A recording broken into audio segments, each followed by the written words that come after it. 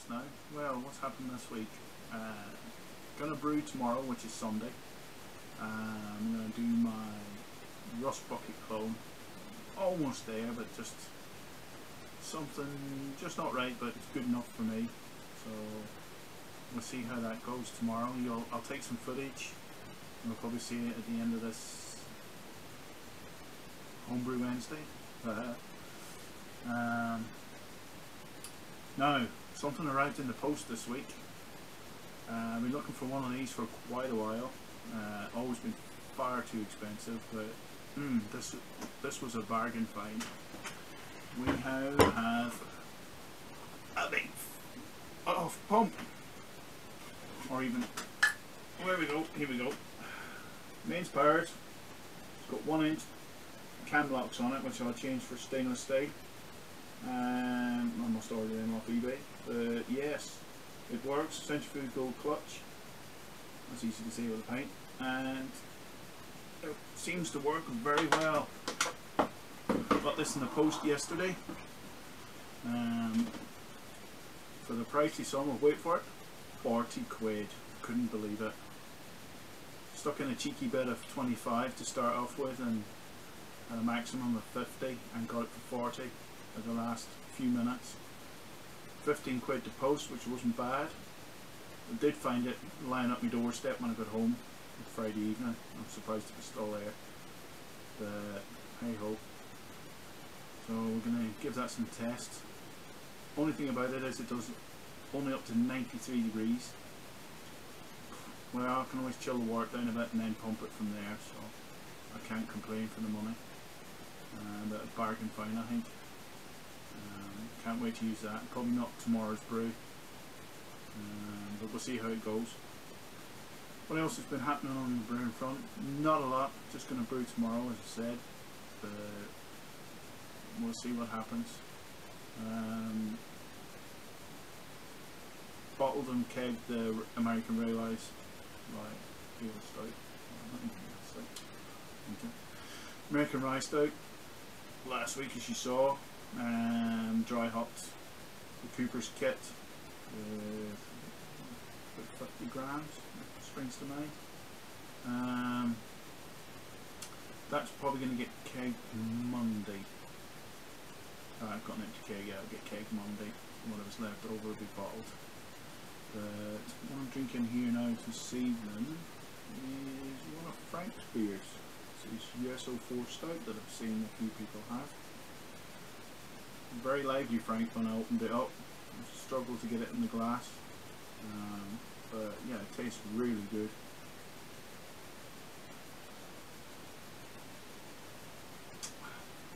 Gonna enjoy that. So, without much else, I'll just cut to the clip now, and we'll see how my brew day goes tomorrow. I'll see you then. Bye. Well, as you can see, brew day. Bit bleary eyed this morning, can't think why. Thanks, Frank. Get into the rig shed.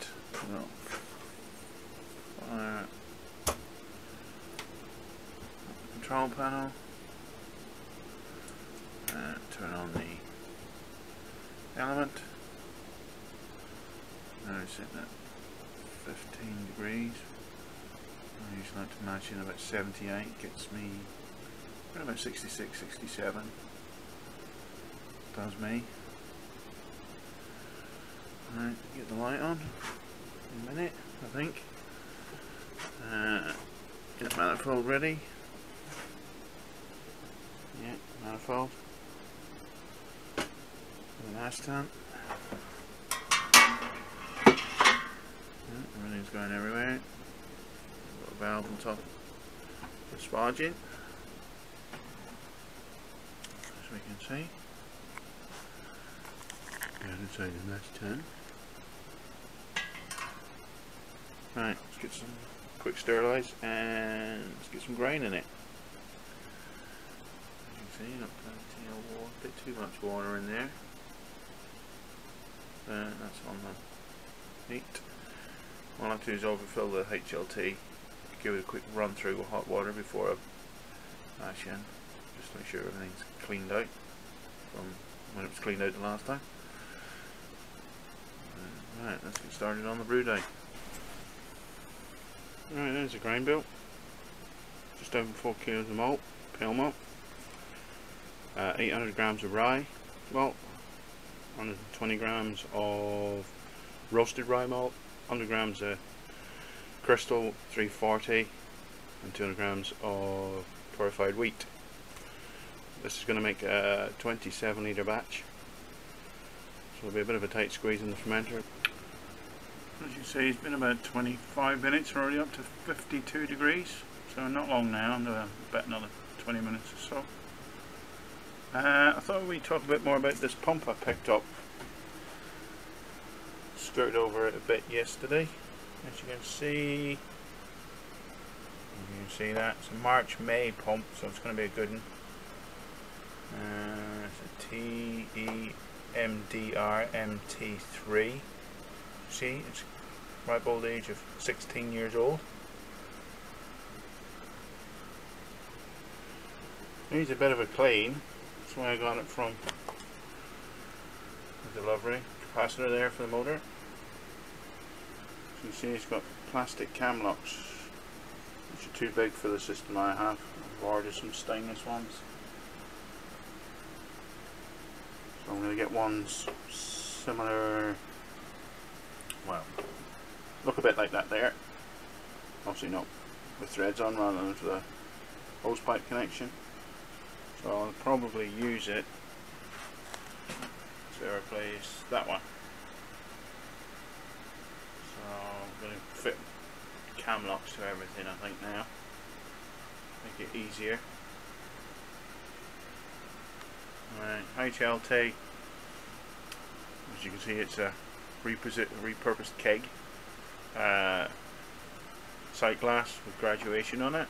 Up and hold, measured, well, more than, well, 43 litres, more if I decide to calibrate it again.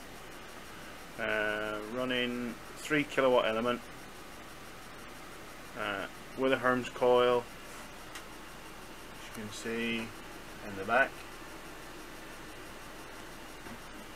and I can also I don't know what you call it, whirlpool the, for want for a better phrase, whirlpool the HLT so I can get a more even temperature throughout the keg, not have a hot spot at the top. We have a nicely cut hole with a lid, sits nicely in there. So we're going to roll to the mash tun. Cool box, 45 litre, so plenty of room for big brews. And then roll to the boil pot. As you see, just half-inch tap. Whirlpool port. And gas burner, slightly modified as you can see. Heat sinks on it, or heat shields on it, so I don't set fire to the bench. And keep the heat around the bottom, not melt, setting fire to mash tun on the walls. Does a good job, especially if you wanted to brew outside, stop the wind blowing it out. So that pump I've just got here will be now good for doing the whirlpools, because the little solar pumps, they'll do it, but they don't do it well enough. So that's the reason I got it. Right, wait for this to get up to temperature, and then we can underlet, and then we can start mashing in. Right, much needed coffee next. Right, catch you. Right, you can see we're up to temp, 78 degrees. Just switch off the, I've had it recircling for a few minutes just to even out the temp. So out of the way, shut the valve.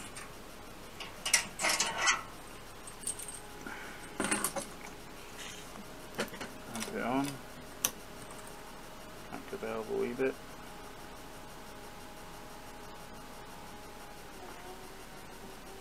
now full there.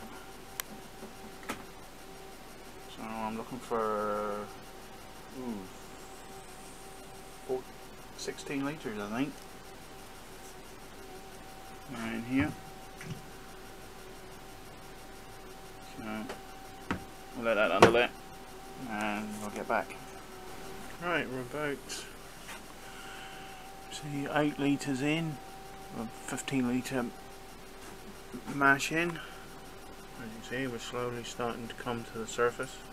Everything's looking good. A nice colour already, even though it's only just gone out. So yeah, we're getting there. Nice little slow trickle. See, only cracked open a bit. And now we're down to, coming down to 9 litres. 6 to go. Right, and we're mashed in. I'll get this lid down closed.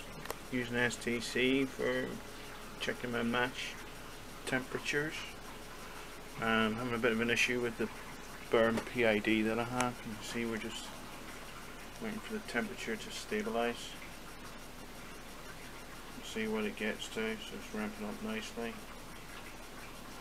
Yeah, the problem I'm having with this one here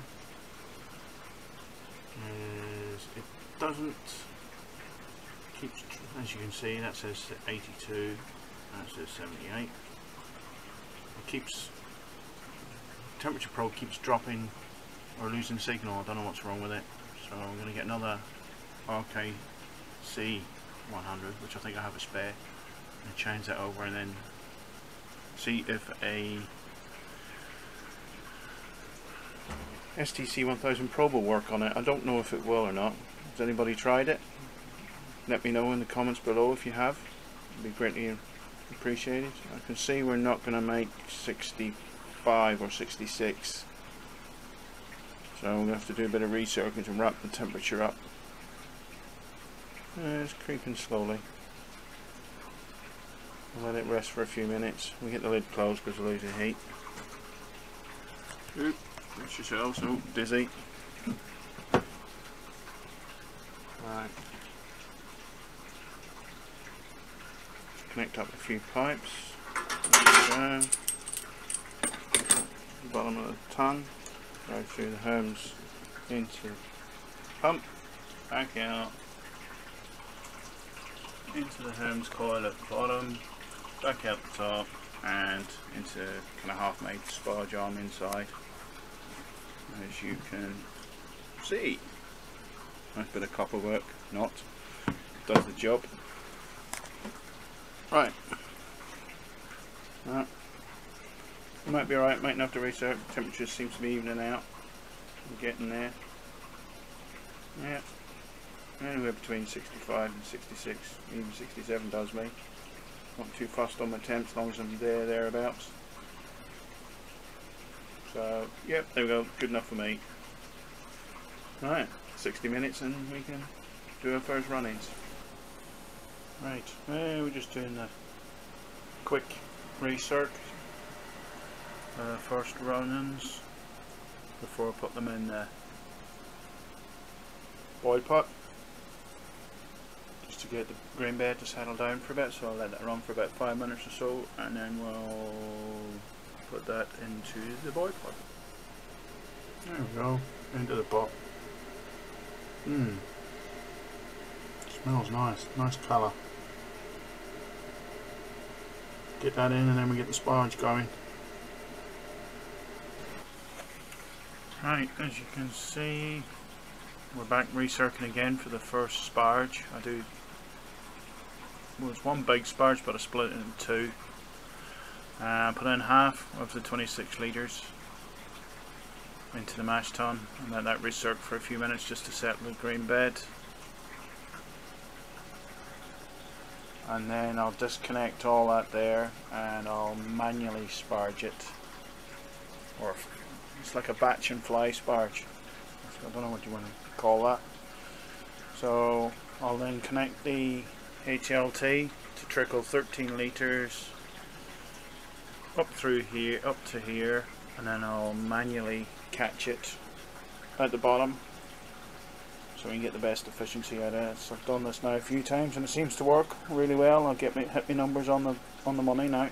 So yeah, give us this 15 minutes and then we'll start fly spout.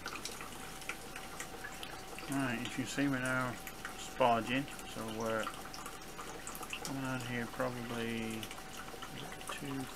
nah, it'll be alright. Fly spodging, kind of a mixture of a batch and fly. So we'll put 13 back in, and now we're going to fly sparge with the other 13. So we started here at 29. You can see we've come up with 3. I need to slow that down because we're getting ahead a little bit.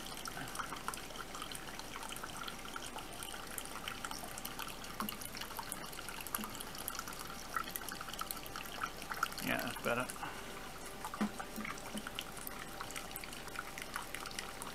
Right.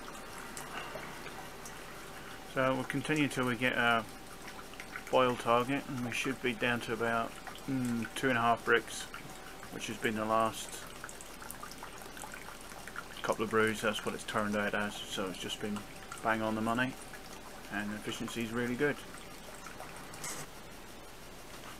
Right, as you can see now we are cooking with gas. Looking a bit yellow, that flame. I think my cylinder is nearly empty, so which is right there. I'll have to nip down to the shop and get one this afternoon. Loads of beer. Oh, steamed up. And I'm doing a 60-minute boil. So I've got to go weigh my hops now. I haven't done that yet. So back in a minute. Right, I don't know if you can see that, but first pot we have 15 grams of Columbus. It's going in at 60 minutes. 15 grams of Amarillo and 15 grams of Citra. They're going in at 15 minutes to go.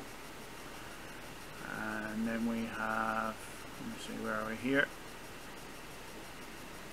25 grams of Citra, that's going in at flame out, and 50 grams of Amarillo going in at flame out. And then I'm going to be dry hopping once it's done. 35 grams of Citra and 35 grams of Amarillo for a week. See how that goes. Right, just waiting for the kettle to get up to temperature for boiling, and then we're gonna throw in our first edition. I think we're gonna have enough gas. We'll have to wait and see. Well, we've reached the boil. Well, trust me, you haven't reached the boil. Using the new hop spider, not impressed, not fine enough. Through in, you can see a bit of hop matter around the edge of the fucking boil pot. Catching some of the bigger lumps, but we'll see. Right, that's the first edition, so we're going to wait for the 15-minute edition, which will be shortly for you, but 45 minutes for me. Thanks. Right, we're at the 15-minute mark. Still got a nice rolling boil going, so time to get in that. Come on. There we go.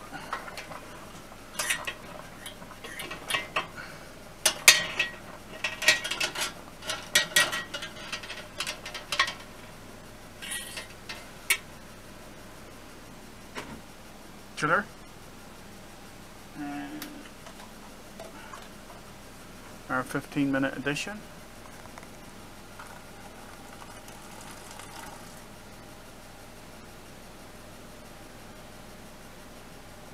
That's it.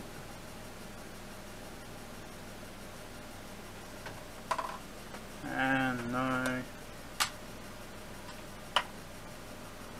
we're not steamed up tablet. There we go. Another 15 minutes and it's the final flame out edition once we get it cooled down a bit. and we'll whirlpool that for about 20 minutes. Right, we're at the flame out stage, so in goes 75 grams of Amarillo and Citra.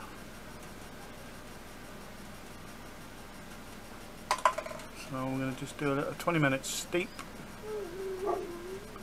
and I'm going to set up for whirlpooling with the small pump. Let's see how that goes.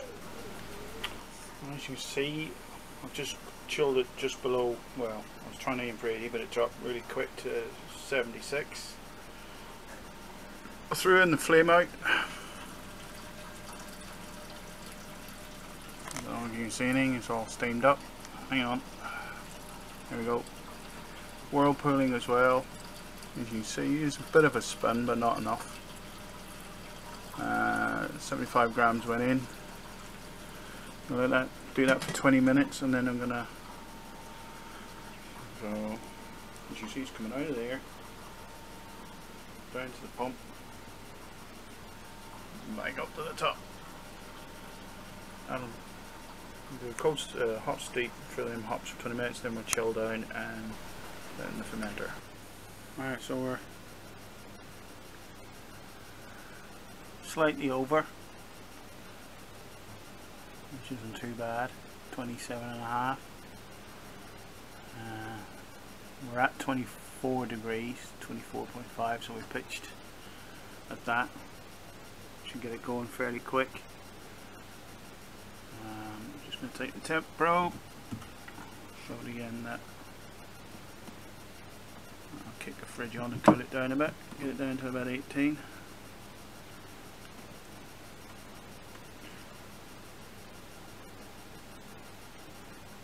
As you can see, the fridge has just come on. There, right, now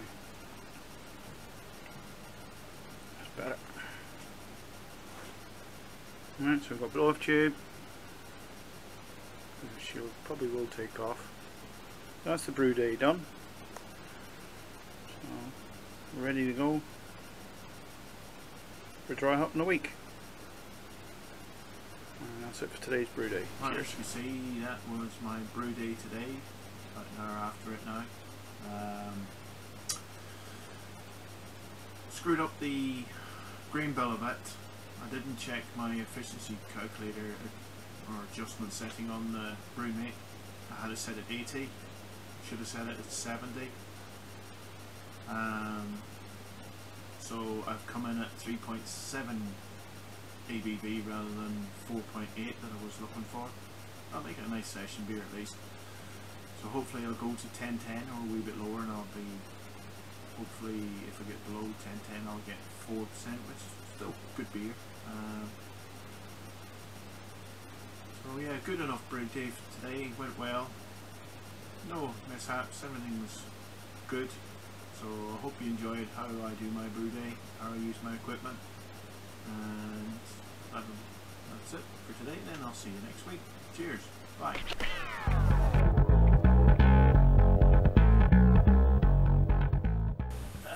Right, as you can see, that was brew day for today.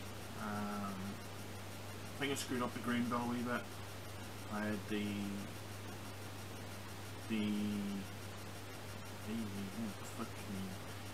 right, it's not in.